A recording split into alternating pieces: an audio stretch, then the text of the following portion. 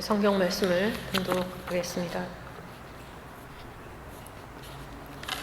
예레미야 9장 23절로 26절입니다.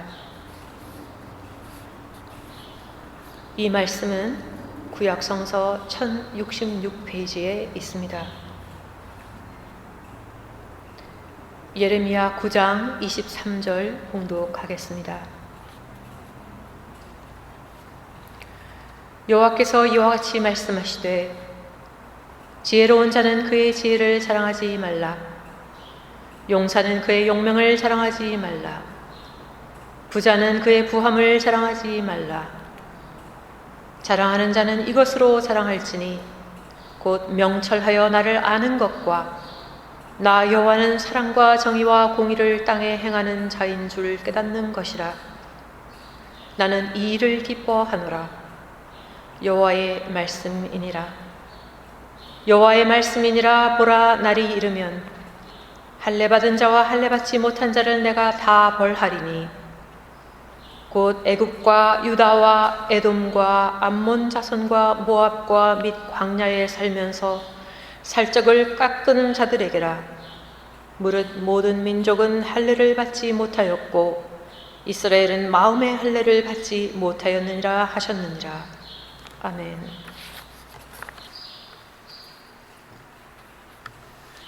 오늘 말씀 제목은 항상 자랑하는 사람입니다. 한국에 청둥오리가 있죠.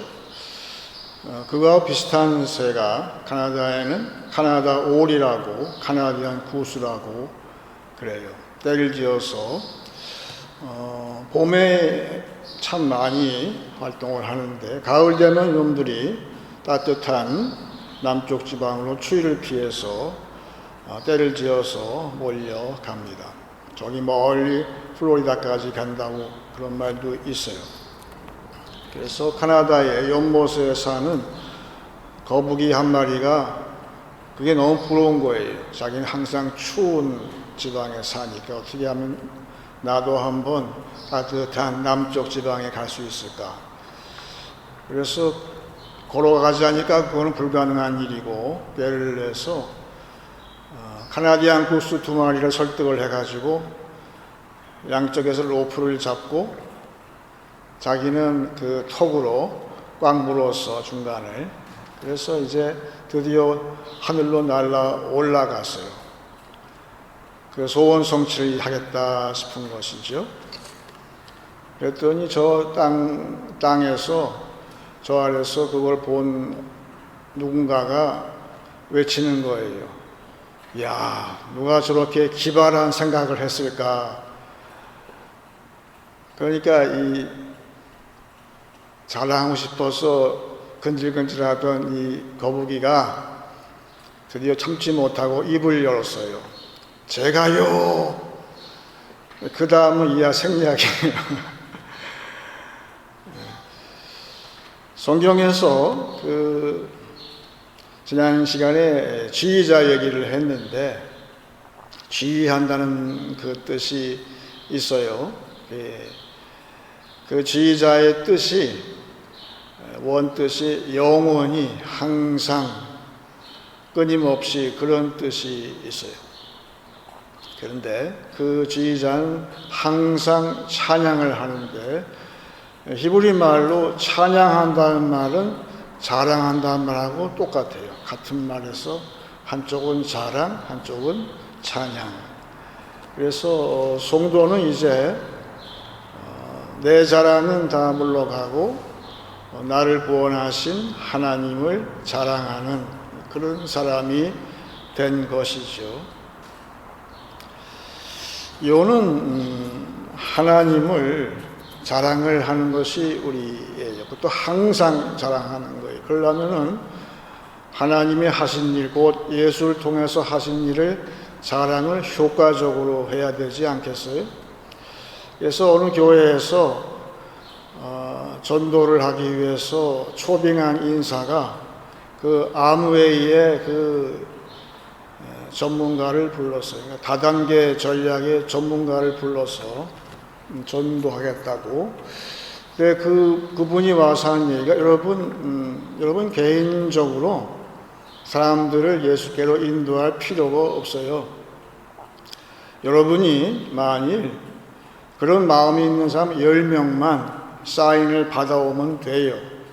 그러면 또 그 10명이 또 다른 사람을 또 10명을 또 사인을 받아오고 또 다시 또 10명을 받아오고 이렇게 하면 순식간에 교회가 가득 찰 겁니다. 그렇게 이야기를 했어요. 그 교회에서 듣는 그 중직자들이 박수를 쳤을까요? 그게 궁금해요. 그런데 초대교회에서 전도하는 방법은 그거하고는 다르게 전도를 했어요. 사도행전 2장 37절에 말씀하고 있는데 그들이 이 말을 듣고 마음에 찔려 베드로와 다른 사도들에게 물어 이르되 형제들아 우리가 어찌할꼬 하거늘 그랬어요. 여기 베드로가 나오죠. 참 희한해요. 베드로가 그 직전에는 예수님을 자랑은커녕 피해 다녔어요. 그 입이 안 떨어지는 것이고 심지어는 저주까지 하면서 하던 사람이 왜 이렇게 변했을까요? 예수님을 자랑하는 그 방법이 이제 아는 거예요. 어떻게 알았을까요? 성령이 감동. 요 이야기는 성령이 강림하고 나서의 이야기이기 때문에 우리도 항상 예수만을 자랑하려고 내가 결심을 할 때에 성령께서 도와주시게 되면 베드로와 같이 안 될까요? 되는 것이죠. 이렇게 아주 효과적으로 베드로가 예수님을 자랑한 그 설교를 한번 하니까 한꺼번에 3,000명이 전도가 되었다는 걸 알 수가 있어요. 이 방법은 지금도 교회에서 여전히 유효한 것이죠. 그 이야기는 결국은 예수님을 항상 자랑한다는 것은 예수님의 은혜를 자랑한다는 뜻이에요. 은혜의 주님이라고 우리가 얘기를 하는 것처럼 그 은혜의 원천 되시는 예수님을 우리가 어떻게 하면 자랑을 할 것인가 그 이야기를 하는데 오늘 본문인 예레미야 9장에 있는 말씀은 시작을 이렇게 하고 있어요. 여호와께서 이와 같이 말씀하시되 지혜로운 자는 그의 지혜를 자랑하지 말라. 용사는 그의 용맹을 자랑하지 말라. 부자는 그의 부함을 자랑하지 말라. 이게 우리의 모습이에요. 내 자랑, 나의 지혜, 나의 용감함, 나의 돈이 많은 것을 자랑하고 싶어 해요. 그런데 예레미야는 지금 원천을 이야기하는 거예요. 이 모든 것의 원천이 무엇인가? 그것은 은혜라는 거예요. 은혜가 시작인 것이죠. 나의 지혜의 시작도 하나님을 경외하는 데서 나오는 것이고 나의 용맹도 하나님의 능력에서 나오는 것이고 나의 부요함은 하나님의 경제, 헬라말로 오이코노미아, 지금 세상을 지배하고 있는 경제가 이코노미인데 하나님의 경제가 뭡니까? 하나님의 섭리로 인해서 부유하게 되었다고 내가 자랑을 할 때 모든 것이 은혜예요. 은혜 아닌 게 아무것도 없어요.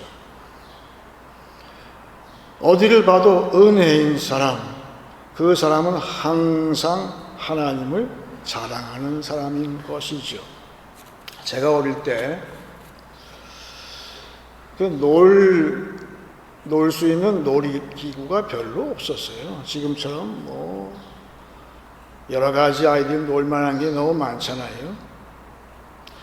그래서 매일 이렇게 뭘 가지고 놀까 하다가 그 못을 누가 얘기를 그렇게 하길래 긴 못을 가지고 그 철쭉가 기차가 다니는 그 레일을 가는 거예요. 거기다가 못을 올려놓게 되면 지나가면서 납작하게 되면 그게 자석이 된다고 하는 거예요. 그래서 그 실험을 여러 번 했죠. 사실 하면 안 되지만 자석이 그때는 놀이기구였어요. 근데 그 다음에 나온 게 더 신기한 게 자석을 이용해서 나침반이 문방구에서 팔기 시작을 했어요. 참 신기하더라고요. 지금은 뭐 방향을 가리키는 남북을 가리키는 나침반을 잘 안 쓰고 전부 이 셀폰으로 GPS 가지고 다 하지만 그때는 그게 다였어요.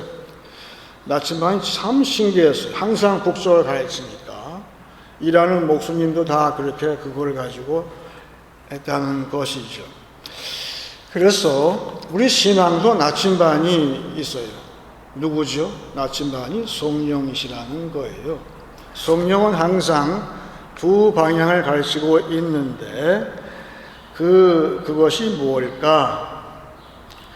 고린도전서 12장 3절에서 바울은 신앙의 나침반이 성령을 이야기를 이렇게 하고 있습니다. 그러므로 내가 너희에게 알리노니 하나님의 영으로 말하는 자는 누구든지 예수를 저주할 자라 하지 아니하고 또 성령으로 아니하고는 누구든지 예수를 주시라 할 수 없느니라. 이 말씀이 굉장히 중요한 말씀입니다. 왜냐하면 지금 우리는 적도 이북에 살기 때문에 우선 나침반은 북쪽을 지향하고 있어요. 그렇죠. 북쪽이 더 이 지구 전체가 하나의 큰 자기 공간이기 때문에 항상 이 나침반은 북쪽 센 자기를 향해서 북쪽을 가르치게 된다는 것이죠. 그 결과가 이제 남쪽은 180도니까 가르치게 되어 있는데 바울은 지금 얘기하고를 성령은 항상 그 북쪽 되시는 예수를 지침하고 있다, 지향하고 있다고 이야기를 하는 거예요. 그래서 누구든지 성령이 예수를 향하게 나로 하여금 예수를 바라보라고 할 때에는 거기에 그 사람이 구원이 시작이 된다고 했고 또한 믿는 성도가 신앙의 방향 감각을 상실했을지라도 오늘도 성령이 기도 가운데에서 말씀 가운데에서 내가 다시금 예수님이 나를 구원하신 그 십자가를 바라보게 하실 때 그때에 내 힘이 했던 사랑의 역사 사역이 다시금 회복된다고 이야기를 지금 하고 있는 거예요. 그래서 그 말을 받아서 오늘 예레미야는 그 전에 이렇게 말씀하고 있어요. 오늘 본문 말씀 24절을 보세요. 자랑하는 자는 이것으로 자랑할지니 곧 명철하여 나를 아는 것과 나 여호와는 사랑과 정의와 공의를 땅에 행하는 자인 줄 깨닫는 것이라. 나는 이 일을 기뻐하노라. 여호와의 말씀이니라. 오늘 24절 말씀은 진짜 줄을 많이 그어야 돼요. 이건 삼일체 교리의 핵심이 다 요약되어 있는 것이고 우선은 삼위의 하나님을 아는데 하나님은 누구신가? 하나님을 알게 되는 방법은 두 가지인데 하나는 그 뒤에 나오는 사랑이라고 그랬어요. 여기 사랑은 우리 교회에서 얘기하는 사랑보다도 하나님의 자비하심을 이야기하는 거예요. 즉 하나님의 늘 얘기하는 헤세드를 이야기하는 것이죠. 여러분 예수님의 십자가는 구약의 헤세드예요. 하나님의 자비의 완전히 그 원본이 십자가지요. 그래서 성령이 하나님의 헤세드인 십자가를 이야기할 때에 그 다음에 예수님을 내가 알고 예수님의 자비를 내가 체험하고 나의 모든 죄도 다 탕감받는 그 체험을 할 때에 나는 정의와 공의를 땅에 행하게 하신다. 누가요? 성령이 도와주셔서 그 얘기. 따라서 성령은 예수님보다 못지않게 더 온유하신 분이고 성령은 나로 하여금 오늘도 너의 자랑의 원천, 은혜의 원천인 예수를 바라보고 그의 십자가를 바라보라고 하실 때에 그때 내가 변화가 되는 거예요.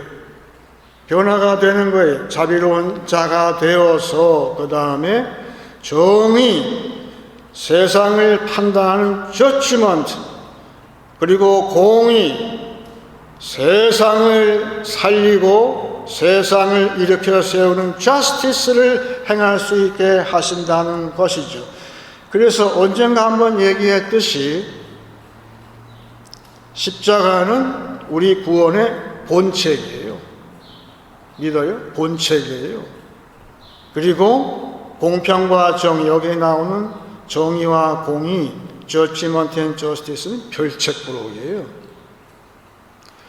성령도 예수님처럼 자기 자신을 자랑하는 법이 없어요. 오직 너희는 예수님과 그의 행하심과 그가 죽으심의 십자가만을 붙들고 자랑하라. 그리하면 내가 너희를 붙잡아서 공평과 정의를 행하게 하리라. 그런데 여러분, 이거 알아야 돼요. 요사이 세상 그걸 반대로 하고 있어요. 자기들 나름대로의 공평과 정의, 이 세상의 법 질서를 가지고 하려고 드는데 거기에 헤세드, 십자가는 전혀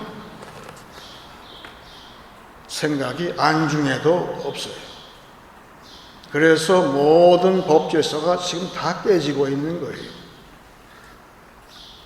법을 가지고 조작질은 잘하지만 십자가를 몰라요.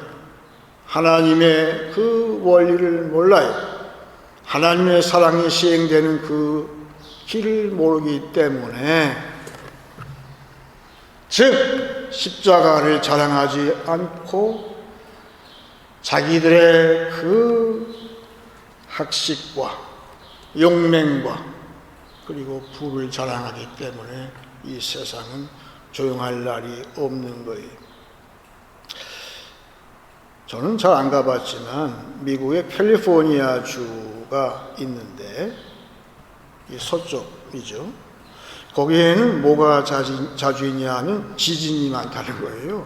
뭐 큰 지진도 있지만 여진이라고 작은 지진이 뭐 많다는 거죠. 어느 교회에 다른 지방에서 온 손님이 방문을, 어떤 교회를 주일날 방문을 했는데 그날도 예외 없이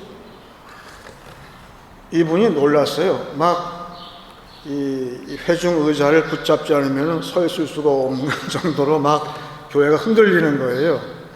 그런데 거기에 원래 교인들은 아주 태연하게 예배를 잘 드리더라는 것이죠. 익숙해 있으니까 그 지진에. 그 예배를 마치고 나서 그 손님이 목사님한테 다가가서 하는 말, 인사하면서 하는 말이, 목사님, 제가 평생에 여러 교회를 방문을 해봤지만 오늘처럼 역동적인 교회 체험은 처음입니다. 흔들리니까 역동적이라고. 그런데 여러분, 진짜 역동적인 예배는 아까 얘기한 베드로의 설교를 행한 그때 예배, 초대교회 예배가 역동적인 예배. 왜냐? 다시 보시게 되면 보세요. 사도행전 2장 37절. 그들이 이 말을 듣고 마음에 찔려 그랬어요. 그 다음에 베드로와 다른 사도들에게 물어 이르되 형제들아 그랬어요. 우리말 번역은 그냥 한 단어인 형제들아 그렇게 했지만 원문을 다시 보니까 그렇게 두 가지로 되어 있어요. 하나는 부형들아, 다시 말하면 우리가 보통 놀라서 하는 말 있잖아요. 여보세요! 그 얘기예요. 내가 위기의 순간에 찾는 여보세요! 거기 아무도 없어요. 그럴 때 여보세요. 그 다음에 형제들아, 두 가지. 다시 말하면 그 전에 역동적인 예배,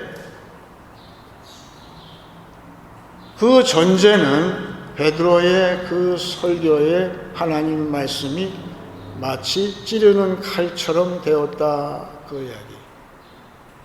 그 3,000명의 마음을 아무 표시도 없이 푹 찔른 거예요. 왜?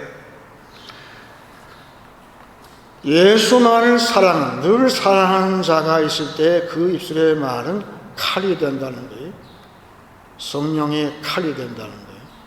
그 칼로 푹 찔른 거예요. 그러니 뒤집히는 거죠. 놀라는 거죠. 그래서 이분들 가운데 두 종류의 말을 봤을 때는 하나는 그 자리에 3,000명 가운데 다 유대교 신자가 아닐 수도 있어요. 이방인도 섞여 있었을 가능성이 많아요. 따라서 이방인들은 여보시오, 마치 그 빌립보의 간수처럼 형제라는 말을 어떻게 알아요? 교회만 형제를 알지. 또한 교회에 다니던 사람도 우리처럼 그냥 습관적으로 교회에 나오던 사람도 오늘 강단에서 찌르는 성령의 검으로 찌르는 설교를 들을 때 그때는 형제들아, 그 변화가 되는 거예요. 그래서 그 예배가 역동적인 세상을 진동하는 예배가 된다는 것이죠. 지금도 우리 교회가 예수만을 항상 사랑하는 설교자가 있다면, 예수만을 자랑하는 찬양자가 있다면, 항상 예수만을 자랑하는 기도자가 있다면 바로 우리 교회가 세상 전체를 뒤흔드는 지진의 진앙지가 된다는 것을 알 수가 있고, 그것은 곧 중요한 것은 이방인이나 혹은 교회에 나오지 않거나 교회에 오래 나왔거나 관계없이 중요한 것은 예레미야는 오늘 마음의 할례를 이야기를 하고 있어요. 25절 26절 봅니다. 여호와의 말씀이니라 보라, 날이 이르면 할례 받은 자와 할례 받지 못한 자는 내가 다 벌하리니. 여러분, 설교자는 설교가 양날 가진 칼이라고 그랬죠. 하나는 교만한 자는 찔러서 겸손하게 만들 뿐더러 그 나머지는 세상의 풍파에 지쳐가지고 기진맥진하고 아무 자신감이 없는 자는 일으켜 세우는 위로의 검이 된다는 거예요. 여기서 나오는 것은 양면을 다 얘기하는 거예요. 26절에 곧 애굽과 유다와 에돔과 암몬 자손과 모압과 및 광야에 살면서 살적을 깎은 자들. 여기서는 번역을 이렇게 했는데 원뜻 가운데 하나는 저기 멀리 우리 교회에서 먼 저쪽에 세상 끝에 사는 사람들까지라는 뜻도 있어요. 무릇 모든 민족은 할례를 받지 못하였고 이스라엘은 마음의 할례를 받지 못하였느니라 하셨습니다. 여러분, 교회가 마음의 할례를 해주지 못하는 그러한 예배를 오래 지속한다면 교회는 오늘 예레미야 이 말씀을 경청을 해야 돼요. 경청을 해야 돼요. 다시금 교회 예배가 세상을 뒤흔드는 그러한 신앙의 진앙지가 되기를 하나님은 고대하고 계신 거예요. 그런데 예수님 말씀이 떠올랐어요. 너희 가운데 두세 사람이 내 이름으로 모인 곳에 내가 너희와 함께 하겠다. 교회에 다니는 두셋이라고 했는데 왜 예수님이 두세 명이나 하셨을까? 가장 중요한 것은 그 입술에 말씀이 있는 자, 나를 사랑하는 자, 오직 나만 자랑하는 자, 그런 설교자. 또 하나는 기도자가 있어야 할 거 아니에요. 기도자가 필요합니다. 그리고 더 있다면 늘 찬양하는 자, 늘 자랑하는 자, 늘 예수만을 항상 영원히 자랑하는 자고 셋만 있으면 교회는 된다는 사실을 알게 되면서 그렇게 될 때에 크거나 작거나 그 교회는 세상을 뒤흔드는 역동적인 예배의 주인공이 된다는 것을 오늘 알 수가 있었어요. 이제 말씀을 정리하겠습니다. 성도는 하나님을 항상 끝없이 자랑합니다. 날 구원하신 예수를 효과적으로 자랑하기 원합니다. 은혜는 내 자랑의 원천입니다. 예수와 십자가 외에는 난 자랑할 게 없습니다. 십자가를 효과적으로 자랑하심으로 우리의 예배가 세상을 뒤흔드는 진앙지가 되길 축원합니다. 이제 찬송 262장을 하겠습니다.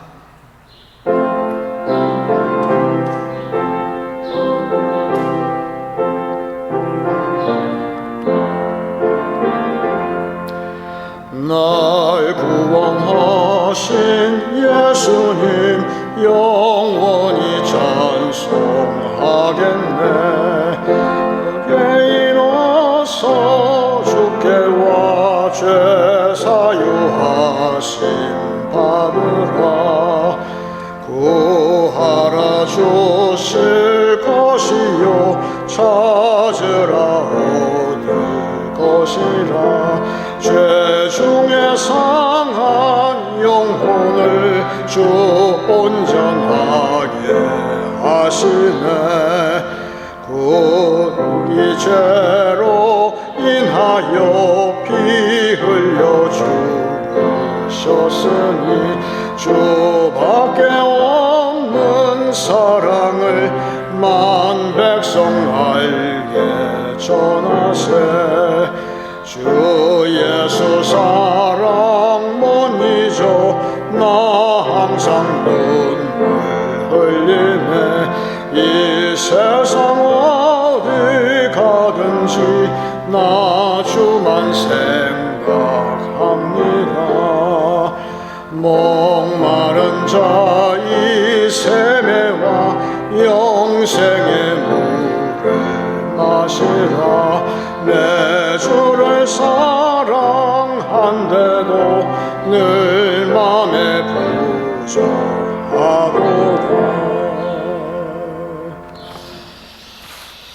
이제 기도할 때 제가 먼저 갈라디아서 6장을 읽고 같이 기도하기 원합니다. 무릇 육체의 모양을 내려하는 자들이 억지로 너희에게 할례를 받게 함은 그들이 그리스도의 십자가로 말미암아 박해를 면하려 함뿐이라. 할례를 받은 그들이라도 스스로 율법을 지키지 아니하고 너희에게 할례를 받게 하려 하는 것은 그들이 너희의 육체로 자랑하려 함이라. 그러나 내게는 우리 주 예수 그리스도의 십자가 외에 결코 자랑할 것이 없으니 그리스도로 말미암아 세상이 나를 대하여 십자가에 못 박히고 내가 또한 세상을 대하여 그러하니라. 할례나 무할례가 아무것도 아니로되 오직 새로 지으심을 받는 것만이 중요하니라. 무릇 이 규례를 행하는 자에게와 하나님의 이스라엘에게 평강과 긍휼이 있을지어다. 다 같이 기도하겠습니다.